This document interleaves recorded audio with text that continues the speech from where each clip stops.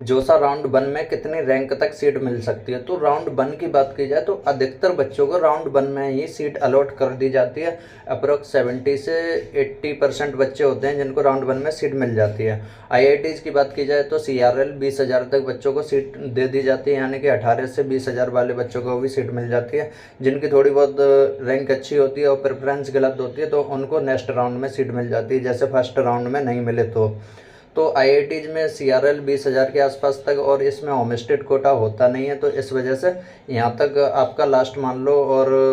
Female का अगर देखा जाए, ये ओपन से CRL है, तो फीमेल से देखा जाए तो 25,000 रैंक तक राउंड वन में ही सीट मिल जाती है। एनआईटीज़ का बात की जाए तो एनआईटीज़ में क्या होता है, अपना जो होम स्टेट कोटा होता है, इस वजह से होम स्टेट कोटा को लगा के 6 से 8 लाख रैंक पर भी सीट मिली है राउंड वन में, होम स्टेट कोटा को लगा के एनआईटीज़ में ओपन से। तो होम स्टेट कोटा की वजह से एनआईटीज़ का हर बार राउंड वन में बहुत क्लोजिंग रैंक देखा जाए, राउंड वन का ओपनिंग और क्लोजिंग रैंक भी होता है, मतलब स्टार्टिंग में कितने पे सीट मिली है और लास्ट बच्चे को कितने पे सीट अलॉट की गई है वो। तो ट्रिपल आईटीज एनआईटीज़ की बात की जाए तो होम स्टेट की वजह से इसका इतना लो रैंक तक चला जाता है, जेईई मेन रैंक तक। तो ट्रिपल आईटीज़ की बात की जाए तो 40 से 50,000 रैंक तक, क्योंकि कुछ ट्रिपल आईटीज़ में होम स्टेट कोटा नहीं होता है, इस वजह से कुछ ही ट्रिपल आईटीज़ में होम स्टेट कोटा होता है। ऐसे ही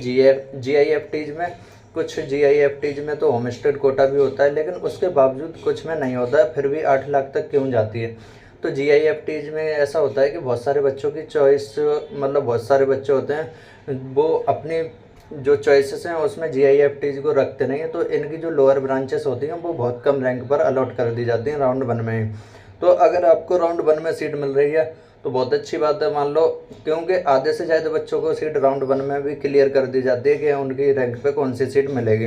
तो राउंड वन से ही आपका